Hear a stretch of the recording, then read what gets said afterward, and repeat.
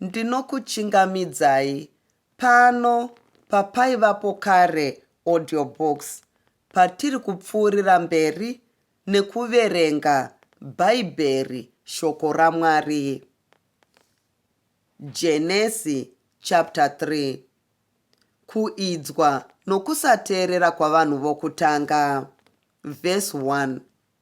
Zvino nyoka yakanga ina mano kupfuura mhuka dzose dzesango dzakanga dzaitwa naJehovha Mwari. Ikati kumukadzi, nhai, ndizvo here kuti Mwari wakati, regai kudya miti yose yomunda? Mukadzi akati kunyoka, tingadya hedu michero yemiti pamunda, asi kana iri michero yomuti uri pakati pomunda, Mwari wakati, regai kuudya kana kuubata kuti murege kufa. Nyoka ikati kumukadzi, hamungafi zviro kwazvo, nokuti Mwari unoziva kuti nomusi wamunozvidya nawo, meso enyu achasvinudzwa mukava saMwari, muchiziva zvakanaka nezvakaipa.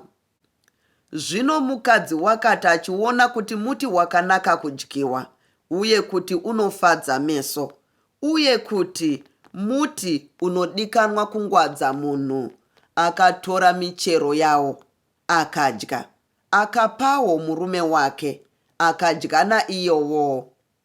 Ipapo meso avo, ivo vaviri, akasvinudzwa, vakaziva kuti havana kusimira. Vakazonanidza mashizha omuvonde, vakazviitira nguo. Vakanzwa inzwi raJehovha Mwari achifamba mumunda kotonhorera madekwana.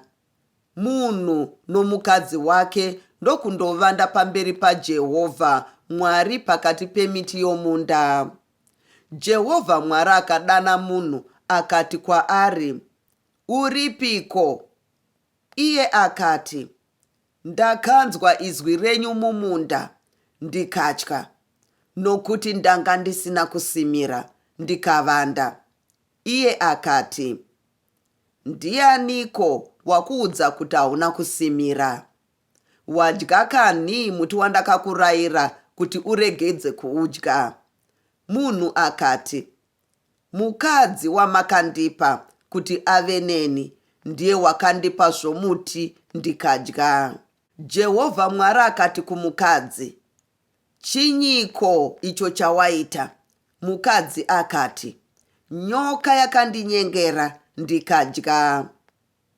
Jehovha Mwari akati kunyoka, zvawaita izvozvo, watukwa kupfuura zvipfuyo zvose, nokupfuura mhuka dzose dzesango. Uchafamba nedumbu rako, uchadya guruva mazuva ose oupenyu hwako. Ndichaisa ruvengo pakati pako nomukadzi, napakati porudzi rwako norudzi rwake. Irwo ruchapwanya musoro wako, newe uchapwanya chitsitsinho charwo. Kumukadzi akati, ndichawanza zvikuru kurwadziwa kwako nokutora mimba kwako. Uchabereka vana uchirwadziwa. Kuda kwako kuchava kumurume wako, iye uchava ishe wako. Kumunhu akati, zvawakateerera inzwi romukadzi wako, ukadya muti wandakakurayira ndichiti, usaudya. Zvino nyika yatukwa nemhosva yako.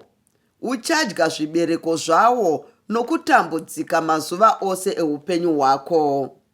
Ichakuberekera minzwa noutumba mbeva, iwe uchadya miriwo yomusango. Uchadya zvokudya zvako neziya rechiso chako, kusvikira uchidzokera kuvhu, nokuti wakatorwa kwariri. Zvauri guruva, uchadzokerazve kuguruva. Munhu akatumidza mukadzi wake zita rinonzi Ivha, nokuti ndiye amai vavapenyu vose.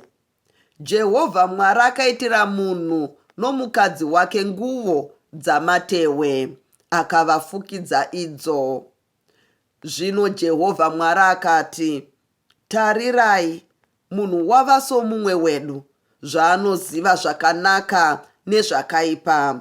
Zvino zvimwe ungatambanudza ruoko rwake akatorawo zvomuti woupenyu, akadya akararama nokusingaperi.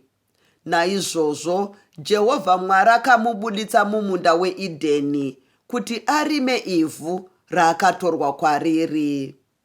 Naizvozvo akadzinga munhu akaisa makerebhu kurutivi rwamabvasuva rwomunda weEdheni, nomurazvo womunondo waimonereka kumativi ose, kurindira nzira yomuti woupenyu. Ropafadzwai neshoko raShe. Ndatenda nekuteerera kwenyu.